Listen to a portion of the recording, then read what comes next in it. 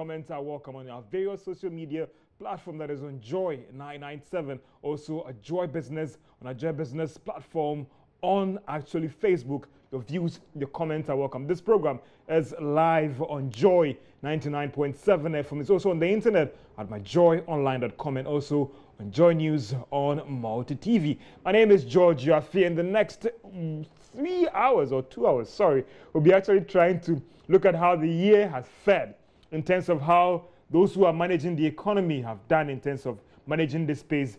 And also, what about the regulators? I'll be doing this program alone because I have some distinguished personalities who will be joining me to have this discussion. Dr. Eric Osei-Sibe is a senior economic lecturer at the University of Ghana Economics Department.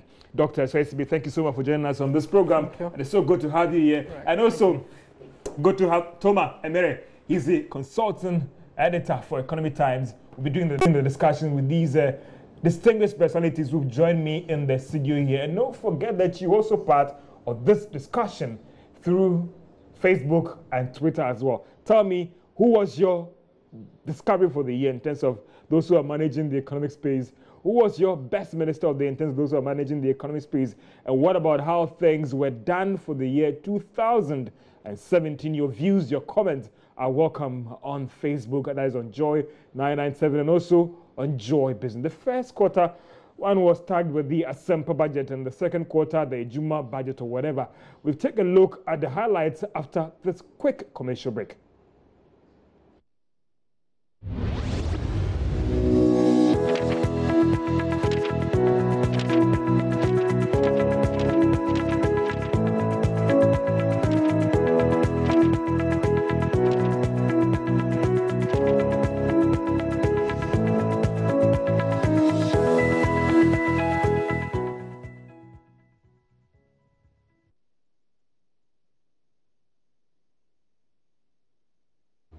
And you're welcome to our view for the Joy Business Review 2017, as in those top business and economic issues that happened in 2017 and how we can take some lessons from them going into 2018. Obviously, we can start this program without talking about the Asempa budget. Came up with a lot of innovations and what you call emanating, some may describe as the nuisance taxes. The one district, one factory, as well as the one village, one dump. Let's do a quick recap of this presentation by the Finance Minister. As at end September 2017, GMPC had lifted 6 parcels of crude oil on behalf of the state and transported a total of 20,545 scraps of gas to GNGC, Ghana Gas. Total crude oil lifted was 5.8 million barrels, 3.8 million barrels of Jubilee oil, and 2 million barrels of TEN oil, compared to 2.9 million barrels, all from Jubilee Field, for the same period last year. Receipts from crude oil liftings for the period up to September 2017 accrued from the 35th, lifted in December 2016, to the 38th Jubilee liftings, and first also lifted in December 2016 to third 10 liftings, amounting to $339.3 million. Total petroleum receipts as of September 2017 was $362.6 million, compared with the receipts of $172.9 million for the same period in 2016.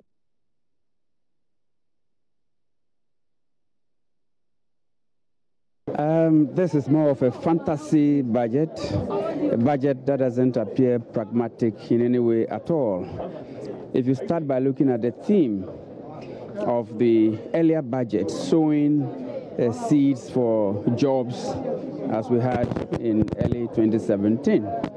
If we look at the Asempa, so-called Asempa budget that was a mid-year review budget, as against what we have today, you could see clearly that there is no correlation in the themes for this budget. I was expecting to hear from the minister responsible for finance what the projection is going to be regarding debt to GDP. Obviously, he made reference to debt to GDP as at June and us at September. But that is not enough. I've come through the entire document. I've not seen where he's projecting the debt to GDP is going to be. I find it very unfortunate, and I think they should have. I say this because I'm sure the state is very much concerned about what the debt to GDP is going to be by the end of the year. And that is why they decided not to give the information to us as we speak. But I can say on authority that by end year December 2017, the debt to GDP will be in the range of 73.36%. I say this because if you look at where we are going, we cannot end the year with 68% if we fail to analyze it. All I can say is that we based our figures on credible data, and the IMF is also aware of all the figures that we've churned out today. So one, as for the data credibility, I mean, it's 419 data being put on the budget. There is nothing like producing false data, I mean, to prepare a neat budget. No, this is the actual data on the ground. And I just want to correct something that the former deputy minister said concerning the paperless. One, let me tell you that anytime we have to increase taxes, we bring it to the floor of Parliament for Parliament to approve. We haven't increased taxes. Rather, we have increased compliance through the paperless system. Inherited growth rate of 3.6 end year 2016, which has been the lowest in almost 2 decades. And end year 2017, it is projected that growth is going to end at 6.3%, almost double what we inherited. Policy rate hovered around 25.5%, which has been reduced, drastically declined to 21%. That is good news for businesses. You see, the inflation has dropped from 14.1% to 11.6%. Deficit has been reduced from whooping 9.4% to 6.3%. This is brilliance. I'm here and there's a board behind me. Like I said, I asked them, describe the budget in one word. And we have things like industrious, better, optimistic, actionable, sustainable, political, and all. And I'm also here with them. So we're going to find out from them what their thoughts are about this particular budget. Okay, so hi. Yeah, for you, did the budget meet your expectations? Yes, the budget did meet my expectations, considering all the promises that Nana Akufo-Addo made during his campaign. This budget seeks to be a decisive budget.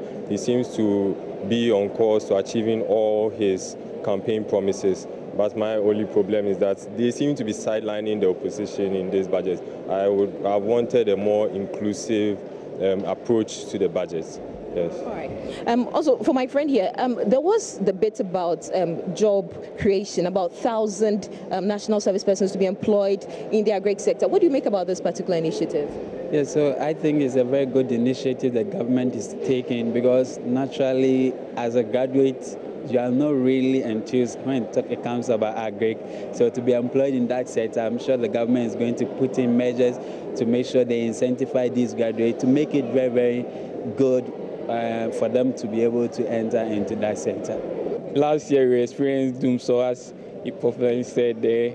And then if we are going to reduce the tariff, even the energy bond that they were going to issue also failed points. So if you are going to reduce the tariff, the revenue that they are going to get is also going to reduce to some point. Then you have to also finance that one into it. So I think it's too early for us to structure the electricity well and then be able to get a constant flow of electricity, then so that we can subsidize so that the other business can also flourish alongside. I'll come to you guys, but I see you shaking your head. Yes, I tend to disagree with my brother. The energy bond didn't fail. It's the highest energy bond in Africa, so it didn't fail. It failed in terms that I think it didn't meet their targets. Of So course, it happens with every other bond. You cannot oversubscribe the bond, so that doesn't mean that the government cannot make a bold step in cutting down. It's part of the broader agenda of the government to grow the industry. They are saying that people who are in the industry suffered from the doomsday challenges. So this is a sort of a relief for them. So I think it's a good sign, in as much as our energy bond, you are saying it failed. Yeah. I want to agree to an extent with Bright, because we are recovering from a situation that was not so good. It has to really take time. It has to be procedural. It has to be gradual. So just reducing the tariffs, like he was saying, reducing the revenue that will be generated out of that, I think is not so good at this point in time. And those were views about the Asempa budget, and we'll be doing a quick review on that one, the budget for 2017, as well as the budget for 2018. That is Asempa budget and then a Juma budget. And I have my distinguished guests in the studio, Dr. Eric Osesibe, Senior Economics Lecturer, University of Ghana Economics Department, and also Toma Emere. He's the consultant editor for the Economy Times. This program is live on Joy 997 and also on the JoyNews channel on Multi TV. And also remember, it's also live online as well. Your views are welcome on the Facebook page on Joy 997. And also remember, if it's Twitter, it's hashtag the Joy Business Review 2017. Let me touch base first with the economist, Dr. Eric Osesibe. Budget 2017, we all thought that those macroeconomic targets were ambitious, but is it more of the end justifies the means? Because it appears, if the numbers that we are seeing in terms of inflation, in terms of how the economy has grew, in terms of expenditure, they appear to be on track. Exactly. So I think the economy, as you rightly said, is moving in the right direction. As an economist, look at the key macroeconomic indicators to make such a judgment. The other issue will be whether they are sustainable or not, but I think we'll come to that. But as it stands now, I think the management of the economy, the managers have done a great work by, first of all, ensuring macroeconomic stability. You realize that we have had inflation coming down consistently over the last 10 months or so, and that is very good for the economy. It creates that necessary confidence and also make economic agents able to predict, their investment and all of that. We have seen the monetary policy rate also coming down significantly, consistently from 26%, which stayed there for over almost about 2 years or so, from up to November 2015. From 2016 and then 2017, we have seen consistent decline in that, which also has resulted in treasury rates now hovering around 11% or thereabout, which is good, freeing up resources for the private sector. We have seen some good development in terms of fiscal. The budget deficit has narrowed considerably. We recorded about over 9% in 2016, which was very high, way off the target of 5.3% that was set for the year, and also going completely off track of the IMF ECF program. But we've seen that this has also come down to about 6% or thereabout. I mean, that is the projection for the year. So these developments are good. With also the debt stock, which was very high. It's always been a big issue and a bone of contention, depending on where you it still remains quite high, but we've seen that the growth, the rate at which it is growing, has also slowed considerably, which gives us some kind of confidence that the government is committed to ensuring that it brings. So, in terms of the economy, you think that so far? Well, so far so good. I mean, from all indications, I mean, Toma, I know Dr. Osesibe will want to look at those hard numbers at the macro level, but you engage a lot of businessmen, you've been in this area for quite a longer time in terms of reporting on business and finance and engaging all these big men in the industry. Do you get the sense that those developments at the macro level in terms of government not spending more than what it has budgeted, in terms of the fact that inflation is within the range, in terms of the fact the policy rate is also within target, is reflecting on the operations of businesses out there? Or still this whole issue about the fact that when people will say that inflation is BD, I mean, are you going to eat the figures? Because the figures sometimes, some will say it can't be massaged. Well, George, the thing is this, okay? The people who are, I mean, the major actors in the private sector in the economy, okay, the idea you get is that the improvements in the economy have not really started reflecting so much in their numbers, okay. However, they are very, very, very confident that the right foundation is being set. They acknowledge that you can't go from step 1 to step 3 without passing through step 2, all right. Now, what gives them that confidence is that finally now you have a government that actually believes that the solution to economic problems is to spur up more economic activity. Okay, the big difference, what they see between this government and the previous government was that, okay, you have a situation where you have a deficit because you are spending more than you earn. And the previous government adopted the IMF strategy, which means cut down how much you spend to bring it down to the level of what you earn. This government has come with the idea that, okay, yes, we want to achieve the same balance. However, our approach is going to be increase what we earn until it meets up with what we spend, which means that you achieve the balance at a higher level, which means that you achieve the balance, but at a higher level of economic activity, which creates more jobs, more economic activity for everybody, higher growth, all right? And for them to be able to do that, at least try to do that, and still achieve fiscal consolidation at the rate at which we are going, I think it's a very, very good thing. And that fact has not been lost on the so-called captains of industry, who will be the direct beneficiaries of policies that aim to increase the amount of activity they are doing, which will increase their I will profits. go to Dr. Eric Osei on this one, and I struggle as, let's just say, a normal person on the street of Accra.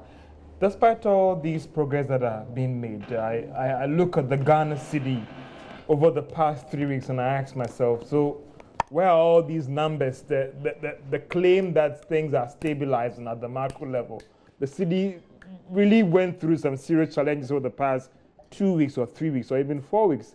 So where's the so-called stability? Why is it not impacting on the Ghana city? People will raise issues about revenue and the claim that was it even prudent for government to go ahead and cut these taxes or remove what they call nuisance taxes or even reduce the tax rate. I have a little bit of a challenge and a struggle in trying to appreciate the claim that they are on track. Well, I mean, it depends on what indicator you are looking at. If you are looking at revenue, looking at city, Ghana city. Ghana city, yeah. You know, the determination of Ghana city, you know, it could not be done by government alone. There are so many structural factors, you know, that determine the level or the ability of your currency to stand.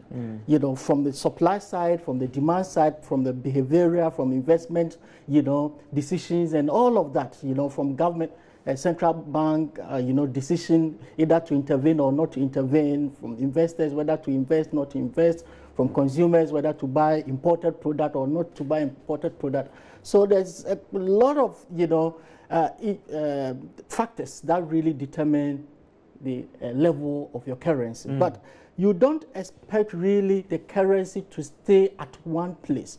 We often say that currency in every country is one of the most volatile indicator.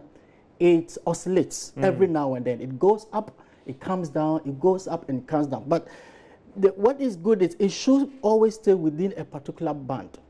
You know, that it doesn't overshoot itself over a certain band, or it shouldn't fall below a certain band, because either of them is not good for the economy. But you cannot say that it will not depreciate or appreciate in a particular time frame, particularly around this time where we have Christmas festivities and people importing, buying all kinds of foreign products and all of that. It definitely we're going to see enormous pressure on the city. What is important is that it shouldn't go beyond certain limit. And I want to believe that the central bank by now should be able to set the upper limit, the upper band, beyond which it will not allow the currency to depreciate. Because it was ranging between 3 and went as much as high as 4.7. Yes, so it's important. Yeah, it's very seasonal. That's what I'm saying. So what is important is that the band, we don't know the band, but I think that there should be a band, an upper limit and a lower limit. When you go to Kenya like that, you always know that their currency, you know, oscillates within certain band. It will never go beyond certain band. So even where it's season, we expect it now to be within the upper limit. In off-season, then it comes to lower limit. That is when we talk about stability. In that case, the market can predict what the currency is going to be. And it's also very difficult for, you know, investors to speculate on the currency, which is also one key thing that depreciate the currency. So for me, I'm not too concerned about the marginal depreciation. The blips, which some of the businessmen were complaining that it was too bad for them. It made their planning. No, these things should be expected, and the market should expect that around this time, the currency is likely to depreciate.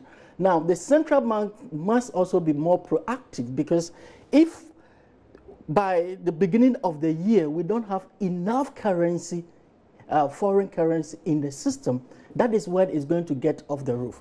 Because around that time, they were building there because they have almost $7 billion. Yes, so now there's no justification.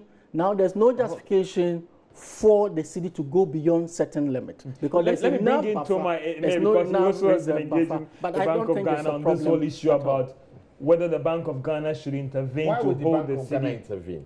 Listen, first, let's get this thing straight.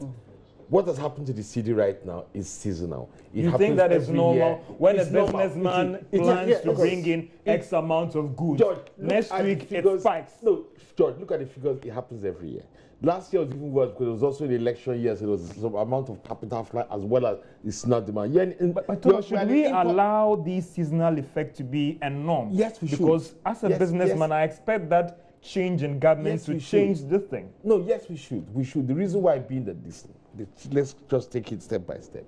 We're an import crazy country.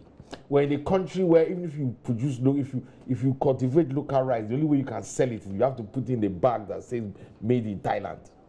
We're an import crazy country. You know I'm from Nigeria, babe. Your next door neighbor. Other countries don't operate like Ghana is import crazy. I really still don't, but that's the discussion. You're not producing enough, maybe. No, not that we don't produce. It's a fact. We just love imported things. It's as simple as that. My wife, the same rice, if you take the same rice and you put it in the made in Ghana bag and put the same rice in the made in Thailand, this is ready to take extra from Thailand. Oh yeah. We fight about that every day. But anyway, but that is the truth of the matter. So now, when during the highest period of consumerism, which is the Christmas period, all right, the demand for imported consumer goods now spikes. Yeah. All right. What should the Bank of Ghana do? Sit back, let it happen, and allow the depreciation of the cedi and the impact on pricing to now play itself out to discourage excessive or further excessive importation. Simple. I'm an importer. I've planned to bring in goods at 4.5 to $1. And because everybody else is planning the same thing, just come and sell during Christmas, the thing now goes to 4.8. I now start thinking about the amount I'm going to import. Well, let me come in here. The central bank cannot sit back aloof. I mean, it cannot say that it's not going to intervene. When you engage the commercial bankers, no, because of the kind of monetary policy. No, because of the kind of monetary policy that we are practicing, the inflation targeting thing, which the exchange rate management becomes a tool of that policy. Because mind you, it's not just about in Nigeria and elsewhere where the currency depreciates. It hardly finds its way into the inflation level. It's clear distress. But in Ghana, because of, as he said, there's craze about imported products. Everybody is buying import product and all of that. It finds its way into inflation, and so then it put pressure on inflation, deviating from its course. You understand? Just a quick one, that sterilization, purchasing currency, domestic currency, and pumping in is a strategic move to ensure that the currency stays stable and it did not deviate from the inflation path. For Kwame Mensah at Abosokai, he doesn't care about those deflators and whatever you want to give to the names. Economic management is about people, and the people, if they are not feeling the impact of all those doctors and those PhD economists at the helm of affairs, and I don't feel that thing. No, I don't know what you mean by feel. In the sense that the currency, anytime I go to the market, anytime I go to the market and I try to import, there's a different rate. And I need to get more CDs to still finance the same item. There are two people you are talking about here. We are talking about importers and we are talking about exporters. Exporters will also not be happy if they go to the market, they send their product and they come and the cedi has appreciated against the dollar. They would also have lost.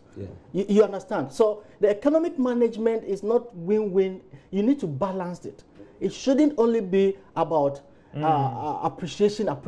Neither should it also be stability. About depreciation. You know, you have to stay within a specific band. It's important.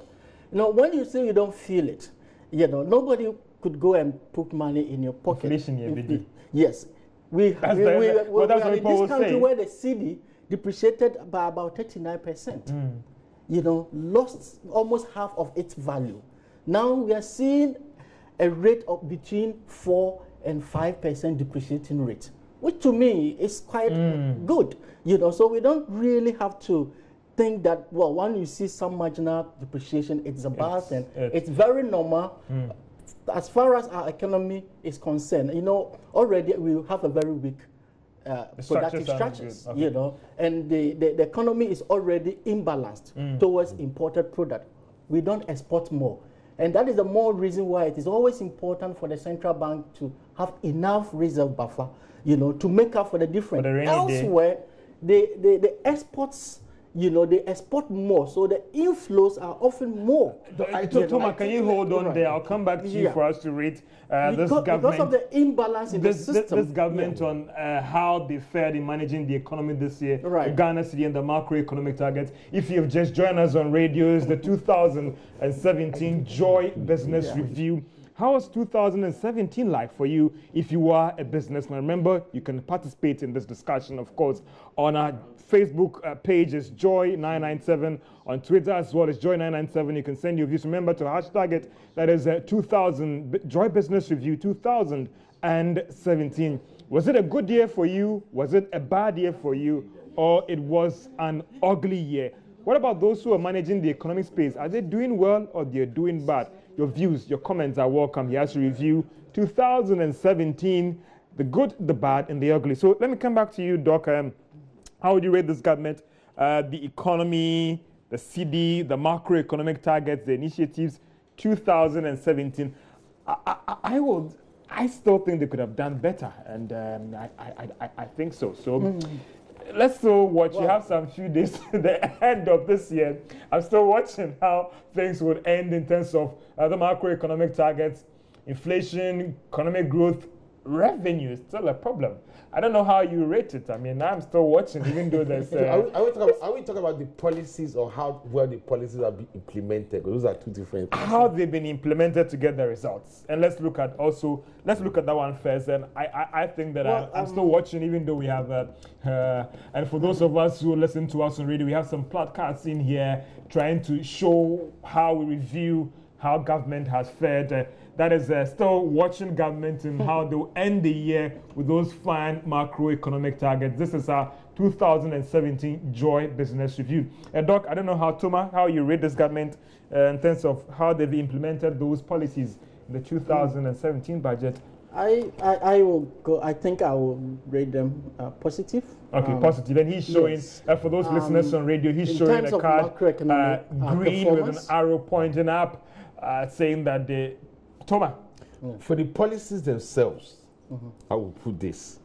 However, for the implementation of the policies, I will say this because of certain financial constraints, which have affected how well those policies on paper have translated onto into the economy. Let's look at the Ghana cedi as well. How the Ghana cedi, I still think that they still could have done better. So I don't know. Let the economist and then Thomas has a green arrow pointing up in terms of his review for the Ghana cedi as well. Well, yeah, I think that they've done well. I think I side with him because the cedi could have been worse.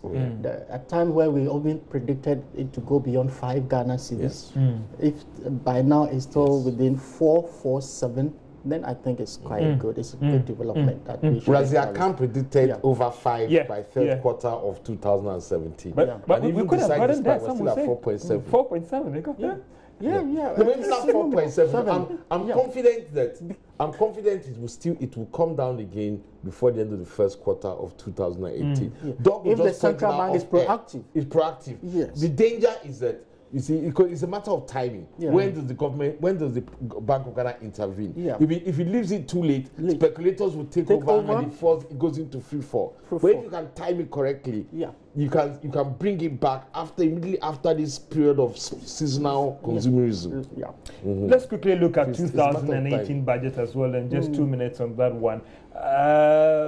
Optimistic budget, or still a little bit cautious about those policy measures, especially with respect to those policy initiatives trying to expand this economy in terms of moving it to an industrialized economy and all the rest? What's your pick on that one? In just about 2 minutes on that one. Quickly. One, on one hand, I would say it's a bit moderate. On the other hand, I would say it's a bit ambitious. Ambitious on the side of fiscal projection. Where we are projecting to revenue again 4.5% deficit. You know, given the fact that revenue, some of the measures, you know, takes time, you know, to actually get results. It definitely will be a very difficult, a challenging one to meet that kind of fiscal deficit, and also particularly the fact that the budget is very heavy on expenditure. You know, and so for capital expenditure is peanuts. Some would say. Well, I mean, yeah, but on the other social, you know, aspects, it's very heavy on that.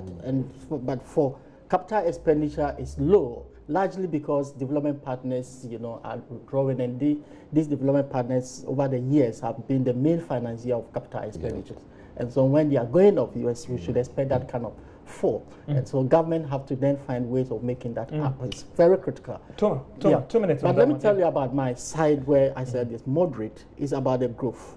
You know, we are projecting growth of 6.8%. I think we could have projected more.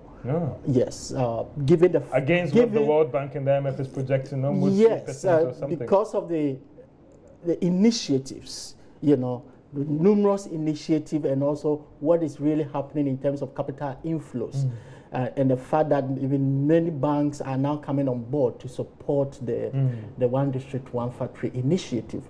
Now, if the implementation goes on well, I think that it's really going to propel the economy. Because you look at, if you decompose the growth, the non-GDP growth is just around 5.2% thereabout, which is, for me, it's way off even the pre-oil period. And that is really not good for the economy, because the non-oil growth is what is inclusive. It is what is really going to generate the needed employment and all of that. So I was expecting to see a much little higher,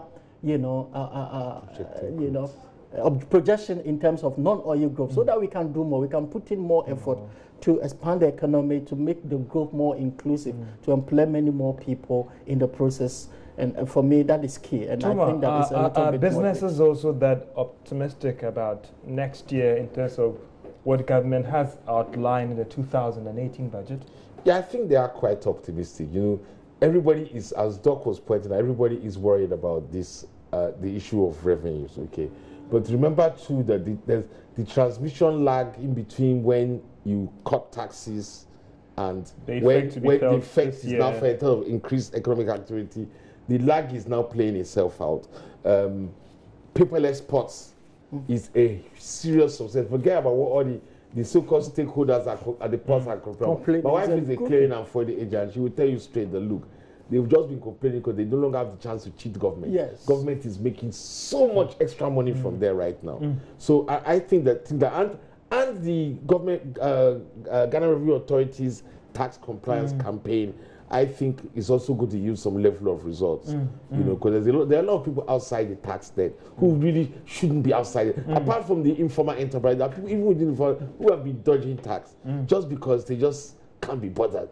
All right, and I think now it's really going to bring about a major increase in revenues. All right. My worry this year is different from last year. My worry for 2000 is how the money is being spent. I mean, we all know what's been going on. A lot of recently. Things are happening. Oh yes. That it scares me. It scares me immensely. Corruption. So if you have just joined us, this program is Joy Business 2017 Year in Review. You could also send your views on the Joy Business handle on Facebook as well and on Twitter. On radio, we are live on radio as I review the year 2017. And remember, your views, your comments are welcome. Those who are managing the economic space, how would you rate them? Here we are trying to do some review and with our cards here. If you're watching us on TV, this is still watching that space. We'll be explaining to you how we assess those who are managing the economic space and what they have done. You can also share your views and comments on Joy997 on Facebook. And remember to hashtag your comment. That is the Joy Business Review 2017 as well. And these views are welcome here because it's very, very critical to us, and we share with our viewers and our listeners on radio. So I'm getting back to my guest in studio for this program. IMF program to extend and not to extend. And we'll also come back to the persona Ken Ofori-Atta transition from the private sector to managing the public space. How would you also rate him quickly on the IMF program? Do you think that it's an area that we should be watching in 2018, or how would you look at the IMF program this year and how things are fared, and this whole argument about extension, it's a technical extension, and all those things? I mean, how things have played out 2017? Well, I think the brouhaha shouldn't have happened in the first place. I mean, it was a clear when Joy Business broke that story, yeah, being denied. I mean, it wouldn't have made economic sense for us to truncate the program as of that time, because it would have sent a very negative signal to investors. And so I think that the managers of the economy took the right decision to accept the offer of an extension of the program. So that Did they really request for it to accept it? Well, whichever way, at the end of the day, there's an extension. And for me, the most important thing is that it restores some confidence, you know, in the economy, the credibility of the government policies and all of that, you know, was restored. And for me, it's also showing up in the numbers and the kind of inflows that are coming in. Couldn't we have done this without an IMF program? As of that time, I think it wouldn't have been prudent for us to say that, well, we have our own program, so let's step aside it and then move it in our way. Because development partners, investors, people who are giving your money, you are in a capital market, you are trying to raise bond, you know, to finance your budget, this energy bond and all of that. And you say that this, you are putting aside this IMF program when you have not achieved the program target in any way, you know, you would really have eroded whatever confidence that, you know, the external investors and even within the internal investors have in the economy. So for me, it's very important that we let the program run its course. Whether at the end of the day we have achieved it or not, I think that one is immaterial. But what matters most is the confidence that would engender, and also making sure that a keep government in line, you know, to ensure the fiscal consolidation is achieved first and foremost. Let me bring in the ordinary person to my Mary. And how has this? What do you make of how government has handled this whole IMF program, extend, not to extend, and all the rest, and the reality on the ground? Some are saying that government's economic posturing and policy is at odds with the IMF program itself. Whilst IMF is pushing for some more of contraction or maybe prudent spending, this government wants to embark on heavy industrialization. So let's start with why they accepted to continue the program. So let's quickly. The IMF subtly told the government that, look, if you don't extend this program in order to meet the end of program targets, we will withdraw our endorsement. Now let's see what the kind of thing that happens when the IMF does not endorse Ghana under the program. Last year, remember the first review last year, which after the staff meetings in May was delayed until I think end of August, because the government was told to do some remedial actions. What happened to the CD during that period? The CD fell sharply, and it stopped falling and appreciated back most of it had lost during that period. Immediately, the IMF board announced its endorsement in September. Now, that's what happens when you're when you're a third world country and an IMF program, and the IMF does not give you a rubber stamp of endorsement. That is what happens, whether you like it or not. That is what happens. Now, simply put, the IMF now said, look, guys, if you don't, because the government did not want to extend it, and the IMF said, look, if you guys don't extend it, you're on your own. If you watch carefully, you will notice that that period, the IMF report that came out emphasized the external vulnerabilities facing Ghana. All right, and those external vulnerabilities just boil down to the fact that if the IMF does not assure the international community that we can survive it, the international community will just leave us be. We are too risky. So the government now decided to extend the thing because they were subtly blackmailed into doing it. However, they don't see eye to eye with the IMF program. The IMF program, looks careful, even the extension. This year we're entering is the last year of the IMF program. What we have said in the 2018 budget, the fifth review, end of program targets. Fiscal deficit, IMF says 3.8, government says 4.5. There's a problem there. There's a problem there. And even with the April proposed deadline, that deadline cannot work. It looks like the program might be even be extended again. How would you judge the government in April? Government has come out and said that, hey, look, we've agreed to extend the IMF program because so that the IMF does not give us even that one. We've not seen or government hasn't come out officially to say that the program has been extended. They are still playing on technicalities. No, but that is immaterial. Not being fair. I don't because think even the April 2019 deadline, it looks like there's a problem there. Yeah, I'm saying that for me, that one is not too important. In that we have a fiscal year. You know, our fiscal year ends in end of the year, December 2018. All right. Now, there's a program that has to run up to April. But we're doing our budget for a whole year, and we do our year assessment at the end of the year. Exactly. And so, some policies, for example, if I introduce new tax policies, the effect will not be felt by April. It's definitely going to be felt by the end of the year.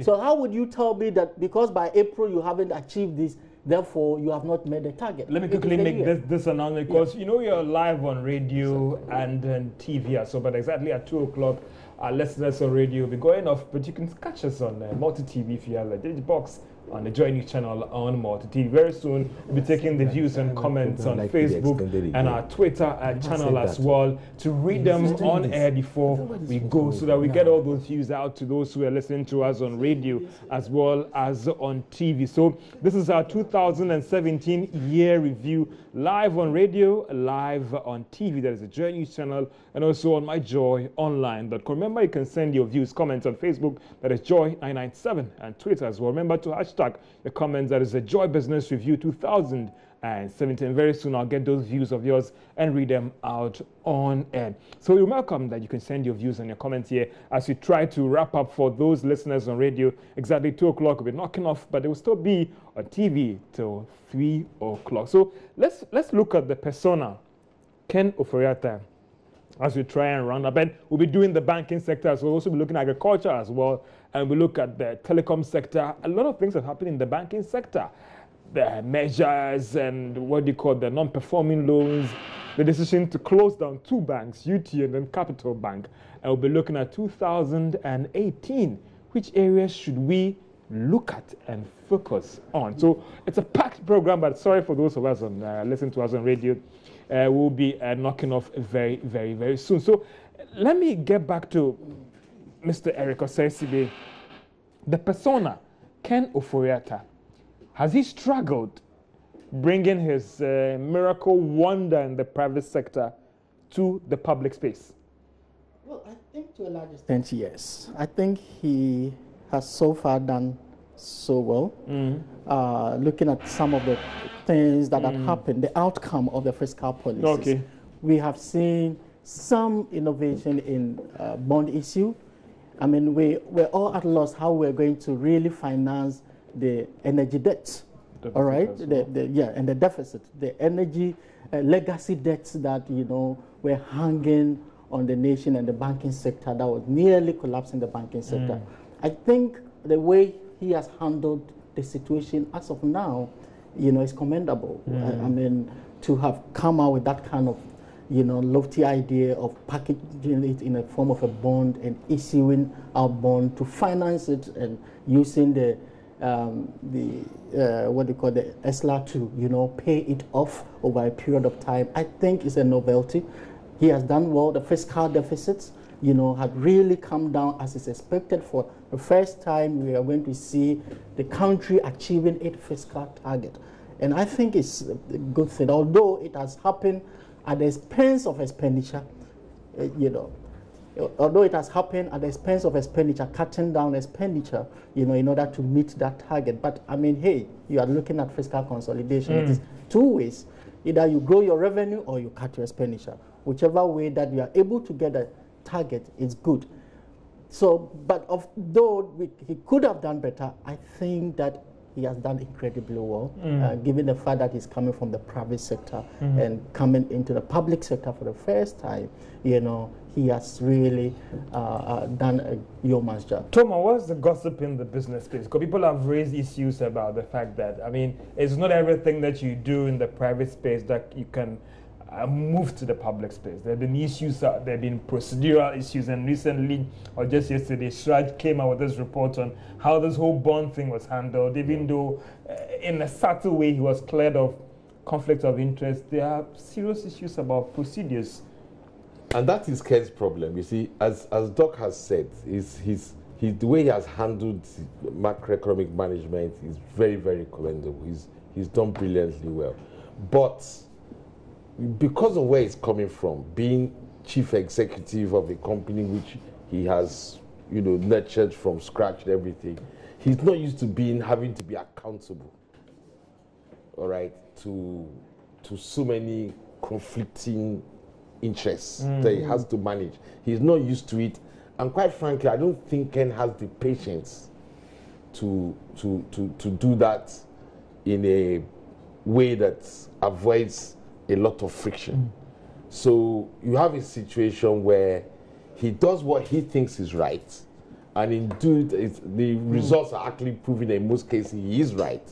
However, he does it in such a way that people feel disrespected and they have things to stand on because he's not fully respecting the actual legal processes. But Tom, my quick question in here is that Ken wasn't just plucked from outside where you had some appointments in the past where the person was at the World Bank or even IMF or was even working with maybe Goldman Sachs and was brought in. Ken has been in this country for quite a long time. He was active in the campaign.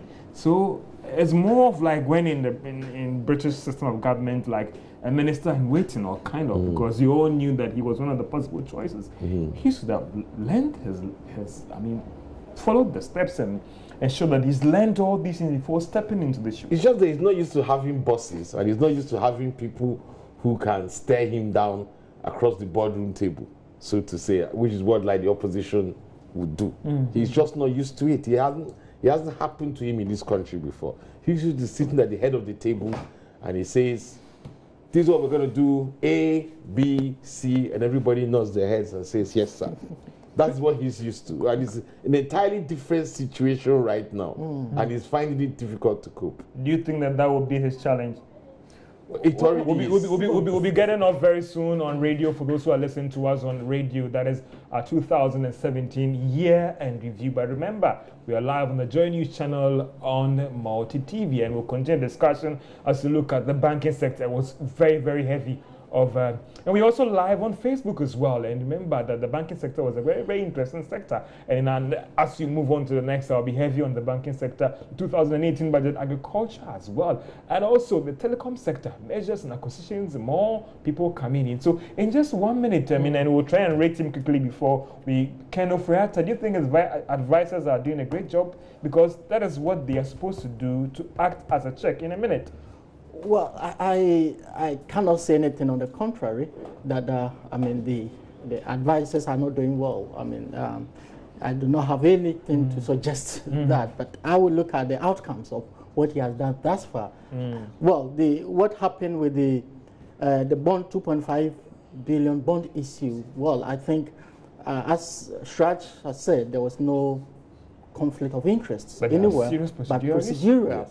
I want to believe that those were learning times, we're learning processes. I do not think that Some these would say things, that we don't have that patience these things for some are of these going gaps to be repeated in any way. So let's see if next year or subsequently we're going to see such mistake repeating itself. Then we can have, something to say that, well, he's taking too long to learn and all of that. But I think thus far he has done incredibly well. Okay, so let's try and rate him. We have our cards in studio here, and if you listen to the bad things that radio, you cannot see us, but you can also catch us on the Facebook as well.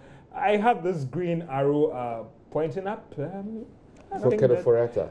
For Kenneth Foriata. Looks like all our viewers are pointing up, thinking that maybe so far, I'll do an interpretation of mine. I'll give him maybe 70 or 100 or maybe 60. I don't know. I'll score him A. A? Yeah. Toma? I'll score him B+. The only reason it doesn't get me A is that, because of the procedural lapses. But in terms of the outcomes of what he has done, even the bond thing, at the end of the day, people are accusing him of conflict of interest. Look, the biggest beneficiary of that bond issue is the Ghanaian economy. It's not Franklin Templeton, it's not Kenneth Foriata. No, it is the Ghanaian economy. Okay, I'll give him a B- on that one. Really? Ladies and gentlemen, no.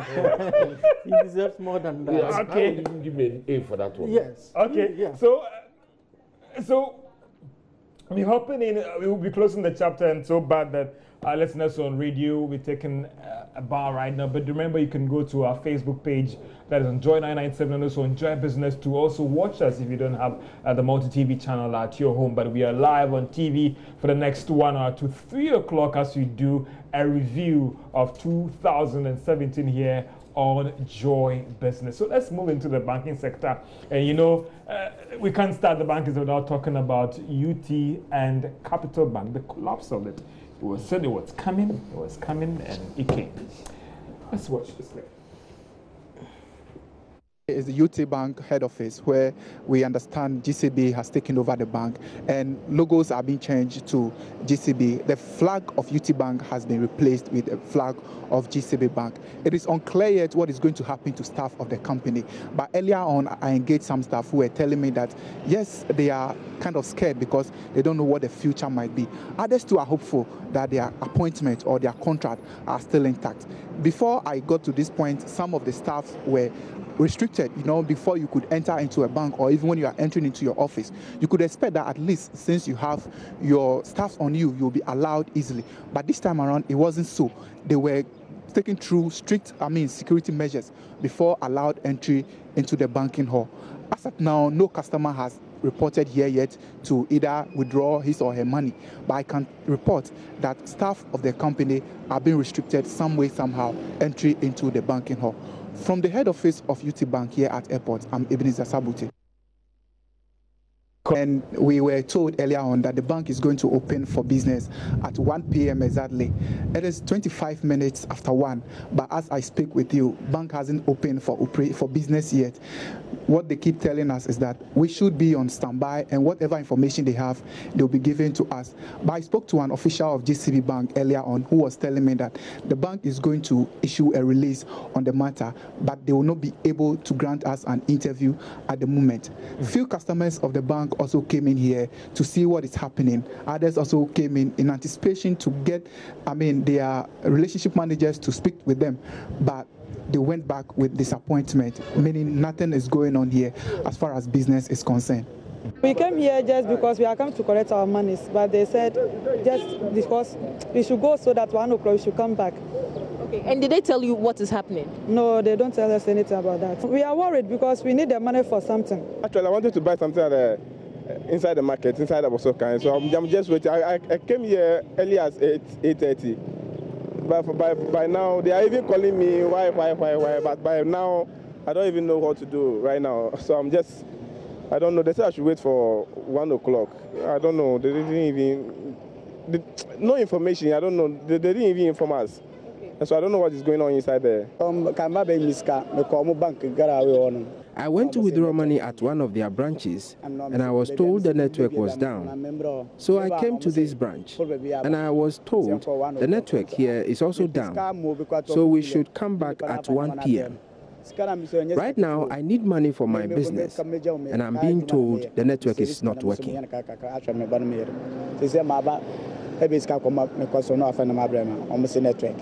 We just heard the views of some disgruntled customers of the UT Bank, and what is happening is that, according to them, when they came this morning, they have been turned away.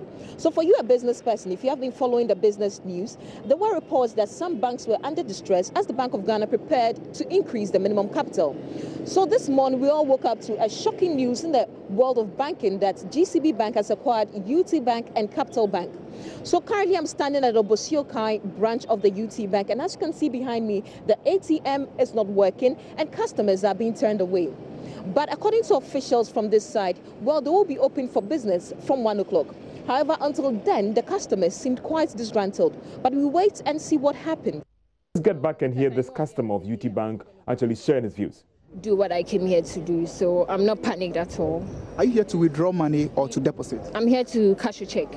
To cash a check? Yep.